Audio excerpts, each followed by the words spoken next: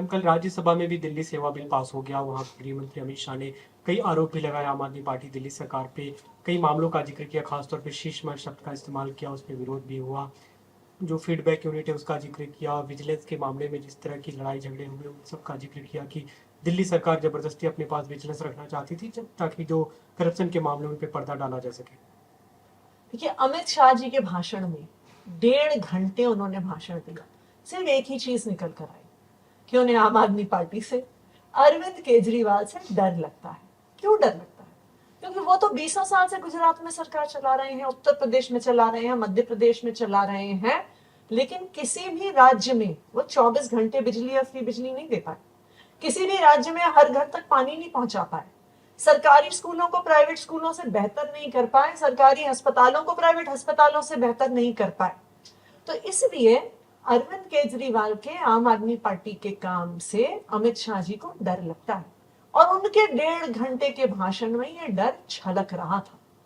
पर मैं अमित शाह जी को बताना चाहती हूँ, मैं प्रधानमंत्री नरेंद्र मोदी जी को भी बताना चाहती हूँ कि कल आपने अरविंद केजरीवाल का अधिकार नहीं छीना, आपने दिल्ली की जनता के वोट के अधिकार को छीना है। और आने वाले लोकसभा चुनाव में दिल्ली की जनता आपको इसका जवाब देके रहेगी। कई पार्टियों ने आपका सपोर्ट किया, आम आदमी पार्टी के खिलाफ खड़ी रही, जो बिल है उसके खिलाफ। लेकिन जो गृह मंत्री अमित शाह ने कांग्रेस पार्टी को एक तरह से सचेत किया कि आप आम आदमी पार्टी की गोदी में बैठे हो, लेकिन बिल पास होने के ठीक बाद यही पार्टी आपको छोड़कर चली जाएगी, इंडिया ब्लॉक छोड़ देगी। देखिए, मैं तो सबसे पहले सभी इंडिया ब्लॉक की पार्टीज का, सभी पार्टियों का, सभी एमपीज का जिन्होंने इस जीएनसीटीडी अमेंडमेंट बिल का विरोध किया, जो दिल्ली की जनता के साथ खड़े रहे, उनका धन्यवाद करना चाहती हूँ।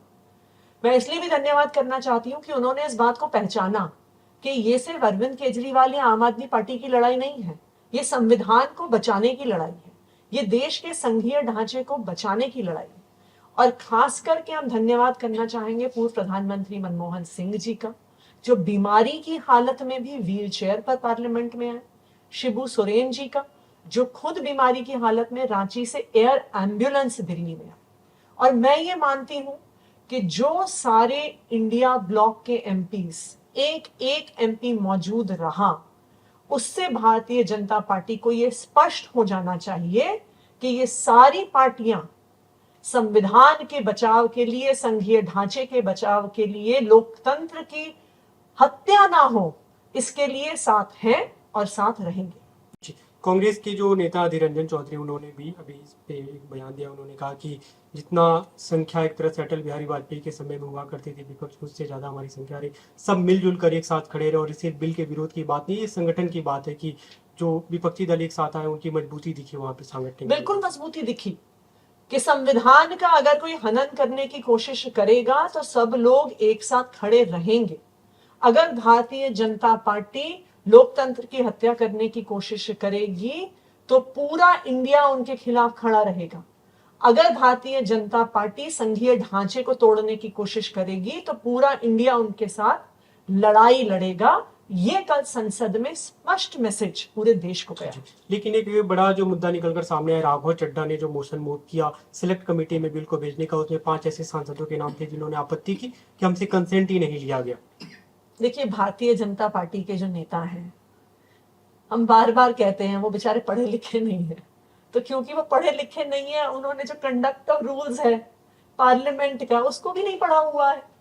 उसमें कहीं नहीं लिखा है कि सिलेक्ट कमेटी के लिए किसी का भी सिग्नेचर चाहिए होता है। सिलेक्ट कमेटी जो पार्लियामेंट के कॉन्डक्ट रूल्स में है, सभी जो मेजर पार्टीज होती हैं उससे कोई प्रतिनिधि होता है, ये एक नॉन पार्टिजन ग्रुप होता है। तो राघव चड्ढा जी ने अपने स्वविवेक से कई सारे सांसदों का नाम डाला, उसमें प्रस्तावित किया, ये एक प्रस्ताव था। अगर कोई सांसद सिलेक्ट कमेटी में नहीं होना चाहता तो वो स्पीकर साहब को बताएं, अगर कोई नहीं होना चाहता तो वो अपनी आपत्ति दर्ज करें। लेकिन कहीं से भी ये प्रिविलेज का मामला नहीं है। परंतु जो बार बार भारतीय जनता पार्टी इस मुद्दे को उठा रही है, उसका सिर्फ एक कारण है कि जिस तरह से गलत तरीके से राहुल गांधी की सदस्यता छीनने का प्रयास किया, उसी तरह से राघव चड्ढा की भी सदस्यता छीनने का प्रयास वो कर रहे हैं। लेकिन ये जो पूरी कवायद है, एक चीज दिखाती है कि देश के गृह मंत्री अमित शाह, देश के प्रधानमंत्री नरेंद्र मोदी, दुनिया की सबसे बड़ी पार्टी भारतीय जनता पार्टी, लेकिन उनको एक छोटी सी पार्टी के 30 साल के सांसद से डर लगता है। ये है आम आदमी पार्टी की ताकत।